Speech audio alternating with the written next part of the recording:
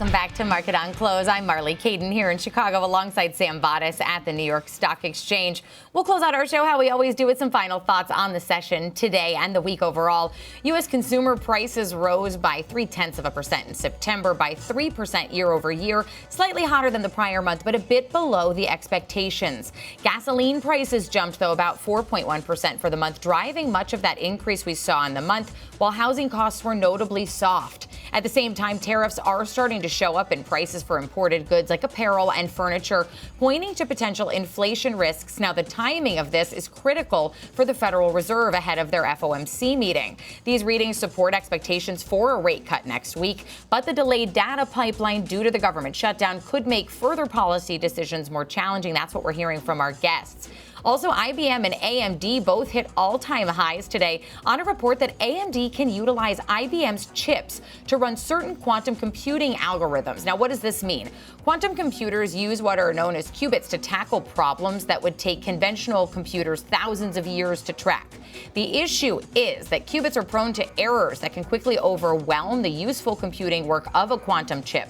Reuters is saying that IBM is going to publish a progress report soon showing that it has developed an algorithm to rapidly identify and correct those errors, and that runs on AMD processors. IBM shares gained about 8% today, had their best day since January. AMD shares finished more than 7.5% higher. And it's been a big week in the quantum space overall, boosting stocks like D-Wave, Rigetti, and IonQ on Thursday on reports of potential interest from the government. We saw D-Wave and IonQ trade higher today. Now, a representative for the Trump administration says it is not negotiating stakes in quantum companies, but Rigetti's CEO came out and said the company is talking to the government.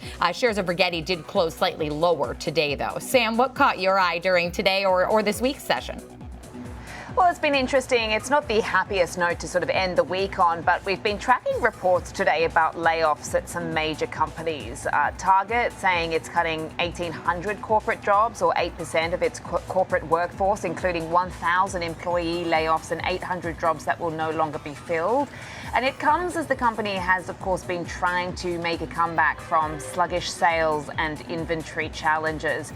We've also seen reports out today that GM is cutting hundreds of workers just days after its strong earnings report. The company laying off more than 200 people today as it continues to cut costs. The workers were reportedly largely design engineers at the global tech campus in Detroit. The company reportedly saying it's restructuring the team and to strengthen core capabilities and thank them for their contributions. Now, it comes after Rivian laid off more than 600 people, or about 4.5% of its workers, amid slower than expected demand for EVs. So, as I said, not the nicest thing to end the week on, but it's been interesting to hear from some of these companies in the absence of some of the official government jobs data.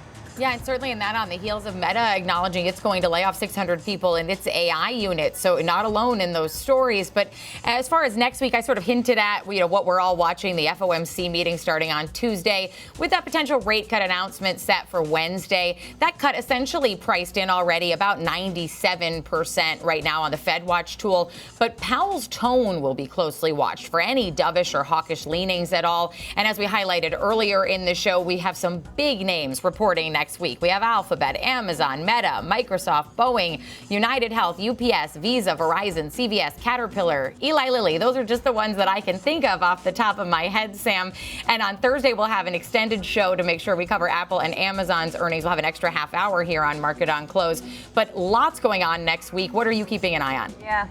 Yeah, it's just a monster week, as you said. You covered the micro, you covered the macro. I'm focusing on the Malaysia in the string of M's here because this is where, of course, the US and China are going to be holding their first talks. That's going to be sort of laying the groundwork for this meeting between President Xi and Trump come Thursday morning in South Korea on the sidelines of the APEC summit. Now, there obviously has been a lot of back and forth, but the White House coming out and confirming that this would be certainly the date. And there is a lot of wood to chop with regards to this business relationship, as KG was just going through as far as the market impact. Keep an eye on agriculture, keep an eye on some of the rare earths, keep an eye on some of the critical minerals. These are all at stake as part of these tit-for-tat ongoing negotiations that we've seen between the two sides. We're going to be focusing very much on what they're going to say about purchasing agreements. That was seen as a failure under Trump 1.0 in that phase one trade agreement.